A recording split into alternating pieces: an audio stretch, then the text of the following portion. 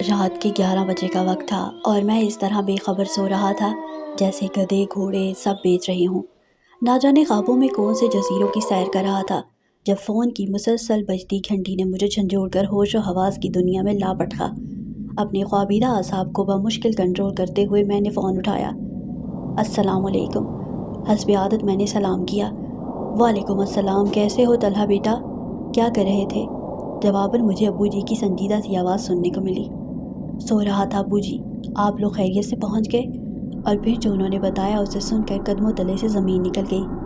ان کی گاڑی راستے میں ایک حادثے کا شکار ہو گئی تھی اور اس وقت سب اسپتال میں تھے۔ اگرچہ بقول ان کے فکر کی کوئی بات نہیں تھی اور وہ سب معمولی زخمی تھے، لیکن ان کی پریشان لب و لہجہ اور غیر معمولی انداز گفتگو مجھے کسی انہونی کا پتہ دے رہے تھے۔ لہٰذا میں نے فوراً روانگی کا پروگرام بنایا۔ اگرچہ ابو جی اس وقت مجھے سفر سے منع کر رہے تھے، لیکن میرا رکنا اب ناممکن ہو چکا تھا اور دل چاہ رہا تھا کہ اڑ کر ان کے پاس پہنچ جاؤں۔ میرے والدین، خالہ، خالو، میری چھوٹی بہن سب قریبی رشتہ داروں کی شادی میں شرکت کرنے آج شام ہی حیدرآباد روانہ ہوئے تھے۔ میں اپنے امتحانات کی وجہ سے گھر پر رک گیا تھا۔ میری خالہ اور خالو ہمارے گھر سے 2 گلیاں چھوڑ کر ہی رہتے تھے اور ہمارے ان سے بہت خوشگوار مراسم تھے۔ خالہ خالو نہایت شفیق، پرخلوص اور زندہ دل تھے۔ اللہ تعالیٰ نے ان کو ہر دنیاوی نعمت سے نوازا تھا سوائے اولاد کے، لیکن انہوں نے اس کمی کو اپنی زندگی کا روگ بنانے کے بجائے تقدیر کا لکھا جان کر اس سے سمجھوتا کر لیا تھا۔ مجھے اور میری چھوٹی بہن گڑیا کو وہ اپنی اولاد ہی سمجھتے تھے اور اپنی تمام تر محبت ان پر نچھاور کرتے تھے۔ نتیجتاً ہم دونوں بھی انہیں والدین جیسا ہی مقام دیتے تھے۔ میں نے رات بھر جاگ کے پیپرز کی تیاری کی تھی۔ پیپرز کے بعد جب میں گھر آیا تو سب کے ساتھ اتنا مصروف رہا کہ وقت گزرنے کا پتہ ہی نہیں چلا۔ شام کو جب سب مجھے ڈھیروں ہدایتیں دے کر روانہ ہوئے تو میرا تھکن سے برا حال تھا۔ رات کا کھانا کھا کر نماز ادا کرتے ہی مجھ پر نیند کا اس قدر شدید غلبہ ہوا کہ میں لمحوں میں غافل ہو گیا۔ فوراً ہی تیار ہو کر روانہ ہو گیا۔ والد سے میں نے اسپتال کا ایڈریس لے لیا تھا۔ تقریباً 3 گھنٹے کا راستہ تھا جب میں گھر سے روانہ ہوا تھا تو ہلکی ہلکی بوندا باندی ہی شروع ہو چکی تھی۔ کراچی میں تو راتیں جاگتی ہیں، لہٰذا کافی دیر تک مجھے تنہائی کا احساس نہیں ہوا۔ راستے روشن تھے اور لوگ بھی گھومتے پھرتے نظر آ رہے تھے۔ آدھے گھنٹے بعد بوندا باندی نے موسلا دھار بارش کی شکل اختیار کر لی۔ اب تک میں شہر سے بھی کافی دور آ چکا تھا، لہٰذا ٹریفک بھی بہت کم ہو گیا تھا۔ کبھی کبھار کوئی اکا دکا گاڑی نظر آ جاتی تھی، اگرچہ گاڑی کے وائپر مسلسل چل رہے تھے، لیکن تیز بارش کے باعث باہر دھند لاسا نظر آ رہا تھا۔ تھوڑے تھوڑے فاصلے پر لگے اسٹریٹ لیمپ اپنی مدھم سی روشنی سے تاریکی کو شکست دینے کی ناکام کوشش کر رہے تھے۔ سڑک پر دونوں طرف گھنے درختوں نے رہی سہی روشنی کو بھی نگل لیا تھا۔ اگرچہ میں فطرتاً کافی دلیر اور نڈر تھا، لیکن تنہائی اور تاریکی کی ہیبت مجھ پر طاری ہوتی جا رہی تھی اور میں سفر کی بخیریت تمام ہونے کی دعا کر رہا تھا۔ لمحہ بھر کو بجلی چمکتی تو پورا منظر واضح ہو جاتا تھا۔ بڑے بڑے درخت تیز ہوا سے ہلتے ہوئے مختلف شکلیں اختیار کر رہے تھے۔ کبھی کبھی تو یوں لگتا جیسے خون آشام چڑیلیں مجھے اشارے سے اپنی طرف بلا رہی ہوں۔ اچانک بجلی چمکی تو مجھے دور سڑک پر عین درمیان میں ایک انسانی ہیولا کھڑا ہوا نظر آیا جو زور زور سے ہاتھ ہلا کر گاڑی روکنے کی استدعا کر رہا تھا۔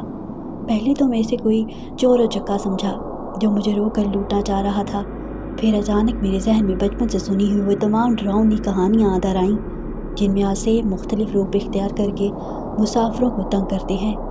یہ سوچ کر میرے رونگٹے کھڑے ہو گئے۔ ایک خیال یہ بھی تھا کہ شاید کوئی ضرورت مند ہو جو رات کے اس پہر مدد کے لیے کھڑا ہو۔ بہرحال جب میں جلال تو کا ورد کرتا ہوا وہاں تک پہنچا تو یہ دیکھ کر اسے اپنی آنکھوں پر یقین کرنا مشکل ہو گیا کہ وہاں کوئی انسان تو کیا کوئی چڑیا کا بچہ تک نہ تھا۔ میں نے ہر طرف بغور دیکھا لیکن چاروں طرف تنہائی اور سناٹے کا راج تھا۔ خوف سے میرا برا حال ہو گیا اور میں اندھا دھند گاڑی بھگاتے ہوئے چلا گیا۔ ابھی میں تھوڑی دور ہی گیا تھا کہ اچانک کسی نے پیچھے سے میرے کندھے پر ہاتھ رکھا۔ میرے اوپر کا سانس اوپر اور نیچے کا سانس نیچے رہ گیا اور دل طوفانی رفتار سے دھڑکنے لگا۔ بمشکل میں نے پیچھے مڑ کر دیکھا تو مجھے یوں محسوس ہوا جیسے پچھلی سیٹ پر بالوں کا ایک بہت بڑا سا ڈھیر دھرا ہوا ہے۔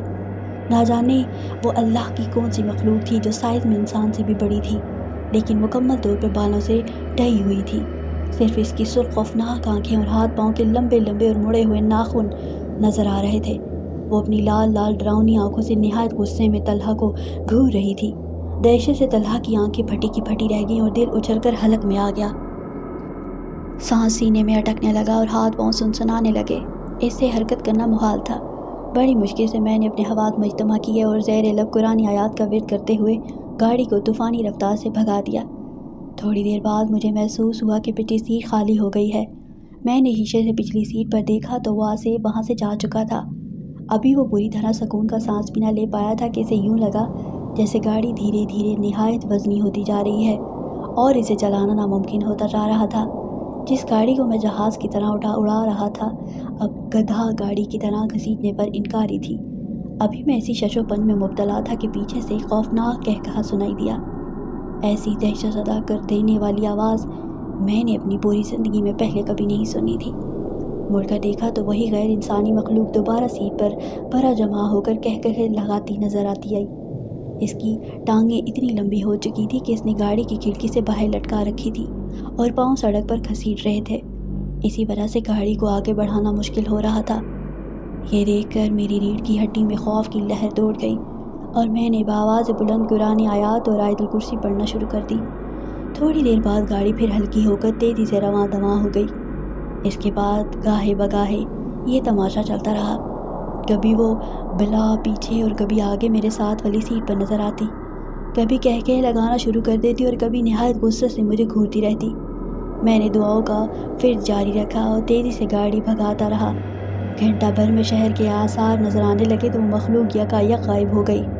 मैंने अल्लाह का शुक्र अदा किया कि मैं ये बखैरियत बग़ैर कोई नुकसान पहुँचाए मेरा पीछा छोड़ दिया। अभी मैं अस्पताल से 15 मिनट के फासले पर था कि फिर मुझे शौक लगा। रात की तारीकी और मूसलाधार बारिश में खालू एक स्ट्रीट लैंप के नीचे खड़े नज़र आए। मैंने ब्रेक पर पाँव दबाया तो गाड़ी सड़क पर दूर तक घसीटती चली गई। खालू तेज़ तेज़ चलते हुए आए और फ्रंट सीट का दरवाज़ा खोलकर मेरे साथ बैठ गए। इतनी तेज़ बारिश में खड़े होने के बावजूद इनका लिबास बिल्कुल खुश्क था।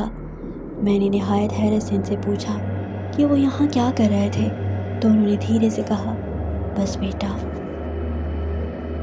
यूं ही खड़ा था। वो बिल्कुल गुमसुम और खोए खोए से थे। बातों के इंतहाई शौकीन और बात बात पर जोर से कहे लगाने वाले खालू बिल्कुल खामोश थे। सोच सोच कर बमुश्किल चंद अल्फाज अदा कर रहे थे। जब मैंने इनसे सबकी खैरियत पूछी तो वो गोया हुए, हाँ बेटा सब बिल्कुल ठीक हैं, तुम फिक्र ना करो। तुमसे मिले बगैर जाने का दिल नहीं चाह रहा था तो मैं चला आया। मैं हैरत से सोचने लगा कि वो कहाँ जा रहे हैं, लेकिन इनकी हालत देखकर मैंने मज़ीद पूछना मुनासिब ना समझा। मुझे लगा कि एक्सीडेंट ने इनके हवास को मुतासर कर रखा है। मैंने खुद भी अस्पताल पहुंचने की जल्दी में था, लिहाजा खामोशी से ड्राइव करने लगा। जब पार्किंग में पहुंचकर मैं उतरने लगा तो यह देखकर मेरी सिट्टी गुम हो गई कि बराबर वाली सीट खाली थी। मैं तेज़ी से अस्पताल में दाखिल हुआ तो सामने ही मेरे वालिद निहायत दिलगरफ्ता हालत में खड़े नज़र आए। मैं खालू के बारे में बताना चाहता था, लेकिन वो खामोशी से तेज़ तेज़ चलते हुए मुझे अंदर ले गए। कमरे का मंजर देखकर मुझ पर सख्त तारी हो गया। सामने ही बिस्तर पर खालू की लाश रखी थी, जो रोड एक्सीडेंट में मौका पर ही दम तोड़ गए थे। अम्मी और खाला मुझे देखकर लपक कर आईं और मुझसे लिपट कर फूट फूट कर रोने लगीं, लेकिन मैं अपने हवासों में ही कब था जो इन्हें तसल्ली देता। मैं तो हैरत से गंग खड़ा ये सोच रहा था कि अगर खालू एक्सीडेंट के वक्त ही इंतकाल कर गए थे तो अभी मेरे साथ गाड़ी में कौन था? क्या उनकी मोहब्बत वाकई इतनी शदीद थी कि इससे मिले बगैर जाने का इनका दिल रजामंद न था? यही वो मौमा है जो कभी मुझसे सुलझ नहीं सका।